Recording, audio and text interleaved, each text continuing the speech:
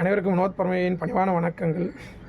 நிறைய பேர் நம்ம என்ன நினச்சிட்டோம், அட்வைஸ் பண்ணுறோம். அதாவது நமக்கு வந்து யாராவது ஒருத்தவங்க ஒரு நல்ல விஷயங்கள் சொன்னால் என்ன சொல்லணும்னா, என்னடா இந்த ஆள் போட்டு நம்மளை அருன்னு அறுக்கிறேன், நமக்கு அட்வைஸ் பண்ணுறான்டா அப்படின்ற ஒரு மனநிலை நமக்கு வரும். அறிவுரை சொல்லிக்கிட்டே இருக்கான்டா நமக்கு அப்படின்ட்டு. அது வந்து நான் சிறு வயதில் இருக்கும்போதுமே அது எனக்கு ஒரு இடர்பாடுகளாக இருந்து அதை சொல்லும் பொழுது மனம் கேட்காது, நம்மளுடைய மனம் அலைஞ்சிக்கிட்டே இருக்கும். ஆனால் ஒரு நிலைப்பாட்டுக்கு வந்தபொழுது, ச்சே நமக்கு சொன்னதை நம்ம ஏன் ஏற்றுக்கல அப்படின்ற ஒரு மனநிலை நம்ம எல்லா மனிதர்களுக்குமே உண்டு. அது எல்லாருக்குமே வரும். இப்போ நான் என்ன சொல்கிறேன்னா, என்னுடைய குழந்தைகளுக்கு, என்னுடைய மாணவர்களுக்கோ, என்னை சார்ந்து இருக்கிறவங்களுக்கு நான் வழிகாட்டுதல் இருக்கிறேன் அப்படின்னா, நான் சொல்லக்கூடியது வந்து அட்வைஸ் கிடையாது, அது ஒரு எக்ஸ்பீரியன்ஸ் அப்படின்னு புரிஞ்சுக்கணும். எக்ஸ்பீரியன்ஸுன்றது வந்து வாழ்க்கையோடைய அனுபவங்களை தான் நம்ம இப்போ அட்வைஸாக கொடுக்குறோம் இல்லையா? ஸோ அதை எல்லோரும் எப்படி புரிஞ்சுக்கணும்னா, இது அனுபவம் சார்ந்தது நம்ம கொடுக்குறாரு அப்படின்றத புரிஞ்சுக்கங்க. ஸோ என்னுடைய வாழ்க்கையில் நான் பட்ட அனுபவங்களை தான் நம்ம வந்து என்ன பண்ணுறோம், சிலவங்க அட்வைஸாக கொடுப்பாங்க, அது அறிவுரையாக சொல்லுவாங்க. அதை ஏற்றுக்கிறதுக்கு மனம் ஒவ்வாது. அதை உள்வாங்கிட்டோம் அப்படின்னாக்கா கண்டிப்பாக வாழ்க்கையில் நல்லா இருக்கலாம். ஸோ அது நம்மளுடைய மூதாதையர்களோ நம்மளுடைய பெரியவர்களோ நமக்கு கொடுக்கக்கூடியது வந்து அட்வைஸ் கிடையாது, அவங்களுடைய எக்ஸ்பீரியன்ஸ், அவங்களுடைய அனுபவங்களை தான் நம்ம கூட பகிர்ந்துருக்காங்க அப்படின்றத நம்ம இந்த நேரத்தில் புரிஞ்சுக்கணும்.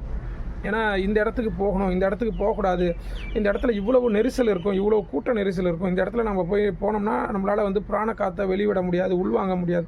இதெல்லாம் நம்ம புரிஞ்சுக்கணும்.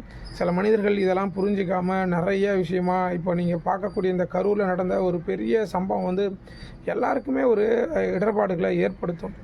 நல்லா புரிஞ்சுக்கங்க. நிறைய கூட்டம் நெரிசல் இருக்கிற இடத்துல தவிர்க்கிறத முயற்சி பண்ணுங்கள். சிறு வயதிலிருந்தே நான் அதை ஃபாலோ பண்ணிட்டு வரேன். எனக்கு கூட்ட நெரிசல் கண்டாலுமே கொஞ்சம் பிடிக்காத காரணம் என்ன அப்படின்னாக்கா, யாரையும் தொந்தரவு செய்யக்கூடாது அப்படின்னு நினைப்பேன். ஸோ அது இன்னி வரைக்கும் ஃபாலோ பண்ணிட்டு வரேன். பாண்டிச்சேரியிலே அதிகப்படியாக நடக்கக்கூடிய வீராம்பட்டினம் தேர் திருவிழாவுக்கு ஒரே ஒரு வருடம் தான் நான் போயிருக்கேன். அதுவும் சமீபத்தில் இந்த 2025 தான். அதுவுக்கே நான் வந்து ரொம்ப வருத்தப்பட்டேன். ஏன்டா இவ்வளோ கூட்ட நெரிசலை வந்து நம்ம கடவுளை பார்க்கணுமா அப்படின்ட்டு. அதாவது கடவுள் இருக்கான் அப்படின்றது எல்லாருக்குமே புரியும். உள்ளம் பெருங்கோயில் நம்ம கேள்விப்பட்டிருக்கோம் இல்லையா? ஸோ அவ்வளோதான். உள்ளத்தை நீங்கள் தெளிவாக வச்சுட்டிங்கன்னா கூட்டத்திலேருந்து தவிர்க்கலாம். நம்ம நேசிக்க ஆரம்பிச்சிட்டாலுமே நீங்கள் மற்ற கதாநாயகங்கள்லாம் நீங்கள் தூர தள்ளிடுவீங்க. ஏன்னா அவங்களாம் அவங்களுக்கான வருமானத்தை தேடி பயணம் பண்ணிகிட்ருக்காங்க. நம்ம அது புரியாமல் நம்ம அவங்கள தேடி பயணம் பண்ணிகிட்ருக்கோம். அது வாழ்க்கை வந்து அது வாழ்க்கைக்கு நிறையா இருக்காது. புரியும் நினைக்கிறேன். இளைஞர்கள் தயவு செஞ்சு புரிஞ்சுங்க.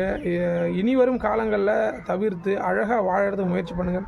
ஒவ்வொரு இளைஞர்களுமே கதாநாயகன் தான். ஒவ்வொரு அந்த பெண்களுமே வந்து கதாநாயகிகள் தான். தன்னை நேசித்தாங்க அப்படின்னாக்கா இன்னும் ரொம்ப அழகாக இருக்கும்.